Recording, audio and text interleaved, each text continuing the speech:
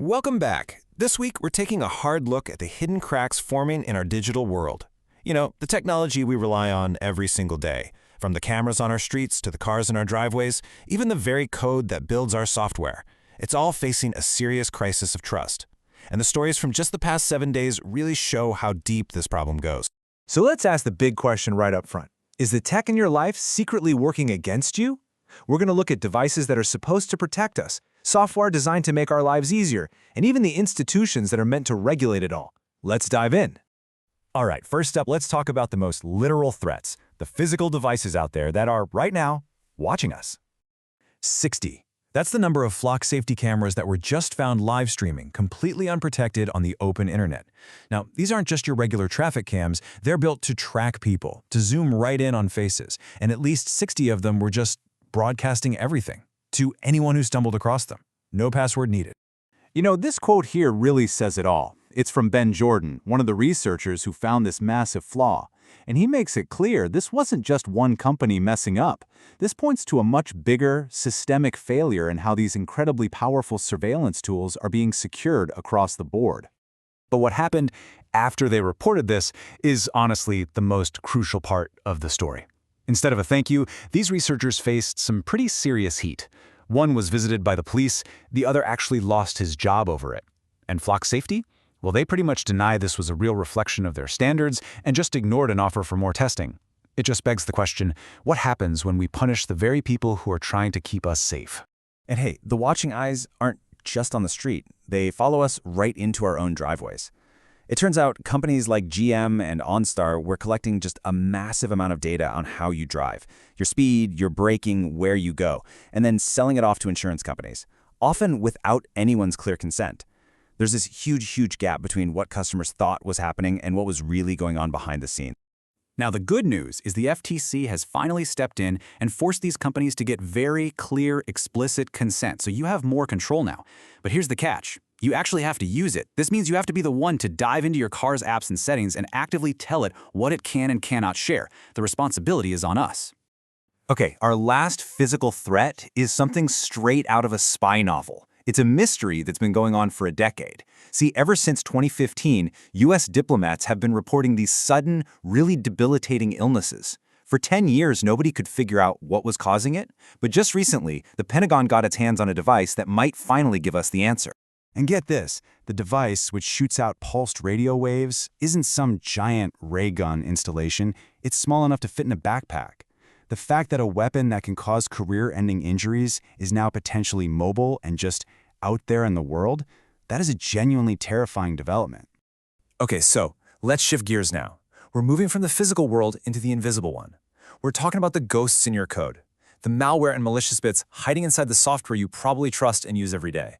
First up, meet Ghost Poster. This malware campaign was unbelievably sneaky. It hid itself inside browser extensions that hundreds of thousands of people installed. The nasty code was actually concealed inside what looked like innocent image files. And then it would just sit there, dormant, for weeks or even months before it woke up, making it almost impossible to trace back to where it came from. And if that wasn't enough, we are now entering a totally new era, AI-generated malware.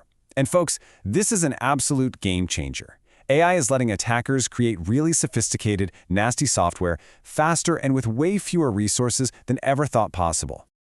Just take a look at this. A new framework called VoidLink was built with a ton of AI help. And as you can see, something that might have taken a whole team of developers months to build was cranked out in about a week. This isn't just a small step forward for them. It's a massive leap in how quickly new threats can pop up. So let's break down how this actually works in the wild with something called the Evelyn Stealer. The whole attack kicks off by tricking a developer into installing a malicious extension for VS Code, which is a super popular programming tool. From there, it uses these hidden PowerShell scripts, powerful tools built right into Windows, to worm its way into legitimate processes and steal everything. We're talking passwords, crypto wallets, the whole shebang. The takeaway here is really profound. The very tools that we use to create software have now become the battleground. The entire landscape has shifted. So for anyone working in tech, the message couldn't be clearer. You have to treat every single extension and plugin with some serious suspicion. So we've seen how gadgets can watch us and how code can be turned against us. But what about the people and the institutions that are supposed to be protecting us from all this stuff? Well, in our final act, let's look at what happens when our guardians stumble. Over in Europe, the EU is getting really serious about cybersecurity. They're moving away from a voluntary set of suggestions to a mandatory law. And the whole point is to block high-risk suppliers, think certain Chinese tech firms, from their most critical systems. Seems like a strong step in the right direction, right? Well, that brings us to that timeless question. Because just as the EU is tightening its own rules, one of its most aggressive regulators is dealing with a pretty big scandal of its own. Oh, the irony here is just wow. The Italian data privacy agency, the Garante, the one that's famous for taking on giants like Google and OpenAI, is now being investigated for corruption and embezzlement. Its top officials are being probed, and the credibility of the entire agency is pretty much on the line.